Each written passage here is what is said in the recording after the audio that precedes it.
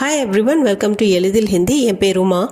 வாரம் ஒரு வினைச்சொல் சீரீஸில் நம்ம ஒவ்வொரு வாரமும் ஹிந்தியில் இருக்கிற ஒரு வினைச்சொல் எடுத்து அதோட மீனிங்னு அது ஒவ்வொரு கான்டெக்ட்ஸ்லையும் எப்படி யூஸ் பண்ணலாம் அப்படிங்கிறத பார்த்துட்டு இருக்கிறோம். ஸோ அந்த சீரீஸில் இன்றைக்கி நம்ம பார்க்க போகிறது கீச்னா அப்படிங்கிற வேர்டு. கீச்னா அப்படிங்கிற வினைச்சொலுக்கு மீனிங்னு பார்த்திங்கன்னா இழுப்பது அப்படிங்கிறது வரும். இழுப்பது. ஆனால் ஒவ்வொரு கான்டெக்ட்ஸ்லையும் இதே மீனிங் வருமா அப்படிங்கிறது இந்த வீடியோவில் போக போக நம்ம பார்க்கலாம். கீச்னா அப்படிங்கிறதுக்கு நம்ம கான்ஜுகேஷன்ஸ்னு பார்த்திங்கன்னா கீச் அப்படிங்கிறது ரூட் வேர்ப். கீச்னா நம்ம நவுன் ஃபார்மில் சில இடத்துல யூஸ் பண்ணுவோம். கீச்சோ இந்த ஓவில் முடியறதெல்லாம் ஒரு கமாண்ட் மாதிரி, யாராச்சும் கேட்டால் அதை பண்ணுன்னு சொல்கிறதுக்காக யூஸ் பண்ணுறது உண்டு. கீச்சோ அல்லது கீச்சியே அப்படின்னு மரியாதையாக நம்ம சொல்லுவோம். கீச்சா, கீச்சி இது பாஸ்ட் டென்ஸில் ஆண்பால் பெண்பாலுக்கு தகுந்த மாதிரி வரும். அதே மாதிரி கீச்தா, கீச்டி அப்படிங்கிறது ஒரு பழக்கத்தையோ அல்லது ஒரு ருட்டீனை சொல்கிறதுக்காக ஆண்பால் பெண்பாலுக்கு தகுந்த மாதிரி அதையும் சொல்லுவோம். கீச்தேங்கிறது பன்மைக்கும் மரியாதைக்கும் சொல்லுவோம். கீச்சேகா, கீச்சேகி இது ஃப்யூச்சர் டென்ஸில் ஆண்பால் பெண்பாலுக்கு தகுந்த மாதிரி வரும். கீச்சுங்காங்கிறது மே கூட ஃப்யூச்சர் டென்ஸில் வரும். இப்போ இது எல்லா சென்டென்ஸ் மூலமாக பார்த்தா தான் நம்மளுக்கு ஈஸியாக புரியும். சென்டென்ஸ்னு பார்த்திங்கன்னா ஃபர்ஸ்ட் ஒன், அவன் மாட்டு வண்டியை இழுக்கிறான். वो बैलगाड़ी खींच रहा है. ரஹா ஹேல முடியறதுனால வோங்கிறது அவன்கிற அர்த்தத்தில் வரும். அவளுக்கும் ஓ வரும், பட் இந்த இடத்துல அவன். பேல்காடினா மாட்டு வண்டி. பேல்ங்கிறது காளையை சொல்லுவாங்க, காடினா வண்டி. ஸோ பேல்காடி மாட்டு வண்டி. खींचना இழுக்கிறது. खींच रहा है प्रेजेंट कंटिन्यूस टेंस, இழுக்கிறான். वो बैलगाड़ी खींच रहा है. அடுத்தது மேசையை அந்த பக்கம் இழு. மேஸ் உஸ் தரஃப் खींचो. மேஸ்னா இந்த இடத்துல டேபிள். உஸ் தரஃப் அப்படின்னா அந்த பக்கம். தரஃப்னா டைரக்ஷனை காமிச்சு சொல்கிறது தான். அந்த பக்கம் அப்படின்னு சொல்கிறதுக்கு ஒரு பர்டிகுலர் டைரக்ஷன் இல்லை, அந்த பக்கம் அப்படின்னா உஸ் தரஃப். கீச்சோ அப்படின்னா இழு. நான் சொன்ன மாதிரி கீச்சோ அப்படின்னு ஓல முடியறது ஒரு கட்டளை மாதிரி. ஸோ மேஸ் உஸ் தரஃப் கீச்சோ, மேசை அந்த பக்கம் இழு. மேஸ் உஸ் தரஃப் கீச்சோ. நான் இழுப்பறையை இழுக்க வேண்டும். முझे दराज खींचना होगा. இந்த இடத்துல நான்கருக்கு மே வராது. நம்ம ஹிந்தியில் சொல்லும்போது முझे எனக்குங்கிற அர்த்தத்தில் தான் சொல்ல முடியும். தராஸ் அப்படிங்கிறது ட்ரார், டேபிளில் இருக்கிற ட்ரார்ஸை தான் தராஸும்பாங்க, இழுப்பறை. கீச்னா ஹோகா அப்படின்னா இழுக்க வேண்டும். ஸோ இந்த ஹோகாங்கிறது நான் இழுத்தாகி வேண்டும் அப்படிங்கிற அர்த்தத்தில் தான் வரும். கண்டிப்பாக இழுக்கணும். கீச்னா ஹோகா, முझे दराज खींचना होगा. நான் ட்ரார்ஸை இழுக்கணும். मुझे दराज खींचना होगा. பெட்டியை கயிற்றால் வெளியே இழுக்கவும். பக்ஸை கோ ரஸ்ஸி से खींच कर बाहर निकालो. பக்ஸானா பாக்ஸை சொல்லுவாங்க, பக்ஸை கோ பெட்டியை. ரஸ்ஸிங்கிறது கயிறு, ரஸ்ஸி சே அப்படின்னா கயிற்றால், खींच कर அப்படின்னா இழுத்து, பாஹர்னா வெளியே, நிகாலோனா எடு, பாஹர் நிகாலோ வெளியேடு. பக்ஸே கோ பெட்டியை, ரஸ்ஸி சே खींच कर கயிற்றால் இழுத்து, பாஹர் நிகாலோ அப்படின்னா வெளியே எடு. बक्से को रस्सी से खींचकर बाहर निकालो. बक्से को रस्सी से खींचकर बाहर निकालो. कार क्रेन மூலம் இழுக்கப்பட்டது. कार क्रेन से खींची गई. कार क्रेन से அப்படின்னா क्रेन மூலம், क्रेனால். खींची गई அப்படின்னா இழுக்கப்பட்டது. கீச்சினாங்கிறது இழுக்கிறது, கீச்சி கை அப்படின்னு சேர்ந்து அந்த கெய்ங்கிறது வேர்டு பாஸ்ட் டென்ஸ் குறிக்குது. ஸோ அதனால் இழுக்கப்பட்டது அப்படிங்கிறதுக்கு கீச்சி கை. கார் பெண்பால் வார்த்தை, அதனால தான் கீச்சி கை அப்படின்னு வருது. கார் கிரேன் சே கீச்சி கை. கார் கிரேன் சே கீச்சி கை. குழந்தை தாயின் தலைமுடியை இழுத்தது. பச்சே நே மா கே பால் கீச்சே. பச்சே நே அப்படின்னா குழந்தை. இந்த நே வர்றது பாஸ்ட் டென்ஸில் ட்ரான்சிட்டிவ் வேர்ப் கூட வரும். மா கே அம்மாவோட, பால்னா தலைமுடி. ஸோ பால் இந்த இடத்துல நம்ம யூஸ் பண்ணும்போது கீச்சே தான் கூட வரும். ஏன்னா பாலுங்கிறது நம்ம ஒருமைக்கும் பன்மைக்கும் எதுவாக இருந்தாலும் பால்னு தான் யூஸ் பண்ணுவோம். எப்படி இங்கிலீஷில் ஹேர் யூஸ் பண்ணுறோமோ அதே மாதிரி தான் பால் பன்மைக்கும் பால் தான் வரும். அதனால தான் கீச்சே அப்படின்னு முடியும். இந்த ஏல முடியறது பன்மைக்கு தான் மேக்ஸிமம் முடியும். பச்சே நே மாக்கே பால் கீச்சே, குழந்தை தாயின் தலைமுடியை இழுத்தது. பச்சே நே மாக்கே பால் கீச்சே, அவள் தினமும் கிணற்றிலிருந்து தண்ணீர் எடுக்கிறாள். वो रोज़ कुएं से पानी खींचती है. खींचती हैன்னு முடியறதுனால இந்த वो அவளை தான் குறிக்குது. அவனை குறிக்கிறதுக்கு वो தான் யூஸ் பண்ணுவோம். பட் இந்த இடத்துல பெண்ணை பற்றி சொல்கிறோம். वो அவள், ரோஸ்னா தினமும், குவேசே அப்படின்னா கிணற்றிலிருந்து, பானினா தண்ணீர், खींचती है அப்படின்னா எடுக்கிறா. ஸோ இது ஒரு ருட்டீனாக இருக்கிறதுனால இந்த தீ வருது खींचतीன்னு. वो रोज़ कुएं से पानी खींचती है. ஆனா இருந்ததுன்னா वो रोज़ कुएं से पानी खींचता है அப்படின்னு தாள முடிகிற மாதிரி இருக்கும். அவன் கேமராவால் புகைப்படம் எடுத்தான். உஸ்னே கேமரா சே ஃபோட்டோ खींची.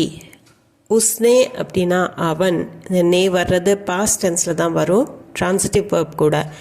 கேமரா சே அப்படின்னா கேமராவால், ஃபோட்டோ खींची. खींची அப்படிங்கிறது படம் எடுத்தான், ஃபோட்டோ எடுத்தான் அப்படின்னு சொல்கிறதுக்கு தான் இந்த இடத்துல ஃபோட்டோ खींची. ஸோ இந்த இடத்துல खींचीங்கிறதுக்கு அர்த்தம் இழுக்கிறது கிடையாது. ஃபோட்டோ खींचனா அப்படின்னா படம் எடுக்கிறது. ஸோ ஃபோட்டோ எடுக்கிறதுக்கு தான் ஃபோட்டோ खींची. ஃபோட்டோங்கிறது பெண்பால் வார்த்தை, அதனால தான் खींची அப்படின்னு முடியும். உஸ்னே கேமரா சே ஃபோட்டோ खींची. அவன் கேமராவால் புகைப்படம் எடுத்தான். உஸ்னே கேமரா சே ஃபோட்டோ खींची.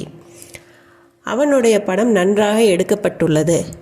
உஸ்கி தஸ்வீர் அச்சே சே खींच गई. உஸ்கி அப்படின்னா அவனுடைய அல்லது அவளுடையதுக்கும் அதே தான் வரும். தஸ்வீர் அப்படின்னா படம், ஃபோட்டோவை தஸ்வீர்னு கூட சொல்லலாம். ஹிந்திலையோ உருது வேர்டு அது ஆக்சுவலாக தஸ்வீர். அச்சே சே, அச்சானா நல்லது, நன்றாக அப்படிங்கிறதுக்கு அச்சே சே. खींच गई அப்படின்னா எடுக்கப்பட்டுள்ளது. இது பேசிவ் வாய்ஸில் இருக்குது. யாராச்சும் எடுத்தால் ஃபோட்டோ खींची, தஸ்வீர் खींची அப்படின்னு நம்ம சொல்லுவோம். ஆனால் படம் எடுக்கப்பட்டது அப்படின்னு சொல்லும்போது தஸ்வீர் खींच गई அப்படின்னு நம்ம சொல்லுவோம். ஸோ உஸ்கி தஸ்வீர் அவனுடைய படம், அச்சே சே खींच गई நன்றாக எடுக்கப்பட்டுள்ளது. உஸ்கி தஸ்வீர் அச்சே சே खींच गई. ராம் காகிதத்தில் கோடுகளை வரைந்தான். ராம் நே காகஸ் பர் லக்கீரே खींची.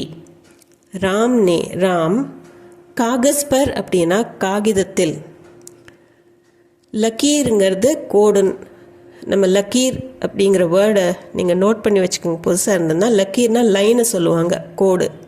खींची அப்படின்னா வரைந்தான்கிற அர்த்தம் வரும். இந்த இடத்துல லக்கீர் खींचना அப்படின்னா கோடுகளை வரைகிறதுக்கு சொல்லுவோம்.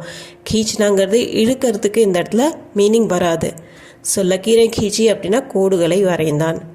ராம் காகஸ் பர் காகிதத்தில், லக்கீரே खींची கோடுகளை வரைந்தான். ராம் நே காகஸ் பர் லக்கீரே खींची. தானுக்கு பெண்ணுக்கு ரெண்டுக்கும் ஒரே மாதிரி தான் வரும்.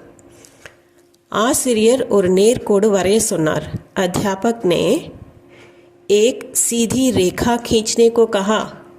அத்தியாபக் நே அப்படின்னா ஆசிரியர், ஏக்னா ஒரு, சீதா அப்படின்னா நேரா ஸ்ட்ரெயிட்டாக இருக்கிற, சீதி ரேகா அப்படின்னா நேர்கோடு. லக்கீர்னு பார்த்தோம் போன சென்டென்ஸில். இந்த சென்டென்ஸில் லக்கீருக்கு பதிலாக ரேகாங்கிறது ஹிந்தி வேர்டு. ஸோ சீதி ரேகா, ரேகாங்கிறது பெண்பால் வார்த்தை, அதனால சீதி ரேகா அப்படின்னா நேர்கோடு. खींचने को कहा அப்படின்னா வரைய சொன்னார். இந்த இடத்துலையுமே லைனை வரைய சொல்கிறதுக்கு லைன் खींचना, ரேகா खींचना அல்லது லக்கீர் खींचना அப்படின்னு வரும். ஸோ இந்த இடத்துல வரையறதுக்கு நம்ம யூஸ் பண்ணியிருக்கிறோம். அத்தியாபக் நே ஏக் சீதி ரேகா खींचने को कहा. ராஜா தனது வாளை உரையிலிருந்து உருவினார். ராஜா நே தல்வார் மியான் சே खींची. ராஜா தல்வார் அப்படின்னா வாள், மியான் அப்படிங்கிறது அந்த வாள் வைக்கிற உரை. மியான் சே खींची அப்படின்னா அதிலிருந்து உருவினார் அப்படிங்கிற அர்த்தத்தில் வரும். ஸோ ராஜா நே தல்வார், ராஜா தனது வாளை, அப்னி தல்வார்னு நீங்கள் யூஸ் பண்ணிக்கலாம் தனது தல்வாருக்கு. ராஜா நே அப்னி தல்வார்னு கூட யூஸ் பண்ணலாம். மியான் சே खींची அப்படின்னா வாளோட உரையிலிருந்து உருவினார். ராஜா நே தல்வார் மியான் சே खींची. தல்வார் பெண்பால், அதனால் खींची, राजा ने तलवार म्यान से खींची. பேச்சாளர் அனைவரின் கவனத்தையும் ஈர்த்தார். ஸ்பீக்கர் ने सबका ध्यान अपनी ओर खींचा. ஸ்பீக்கர் ने அப்படின்னா பேச்சாளர். ஸ்பீக்கருக்கு ஹிந்தி வேர்டு வக்தா, அதை யாரும் அதிகமாக யூஸ் பண்ணுறது கிடையாது. ஸ்போக்கன் ஹிந்தியில் நீங்கள் இங்கிலீஷ் வேர்ட்ஸை யூஸ் பண்ணிக்கலாம். வக்தா அப்படிங்கிறதுக்கு பதிலாக ஸ்பீக்கர். ஸ்பீக்கர்னே சப்கா அப்படின்னா அனைவரின், சப்னா எல்லாரும், சப்கா அப்படின்னா எல்லாத்தோடைய, தியான் அப்படின்னா கவனம், சப்கா தியான் அனைவருடைய கவனத்தையும், அப்னி ஓர் அப்படின்னா தனது பக்கம், ஓர்னா இந்த இடத்துல பக்கம்ங்கிற அர்த்தம், இது ஆர் கிடையாது, ஓர், அப்னி ஓர் தனது பக்கம், கீச்சானா ஈர்த்தார் அப்படிங்கிற அர்த்தம் வரும். தியான் கீச்னானா ஈர்க்கிறது. ஸ்பீக்கர்னே சப்கா தியான் அப்னி ஓர் கீச்சா. நண்பர்கள் மத்தியில் நகைச்சுவையாக கிண்டல் செய்வது வழக்கம். दोस्तों के बीच मजाक में टांग खींचना आम बात है.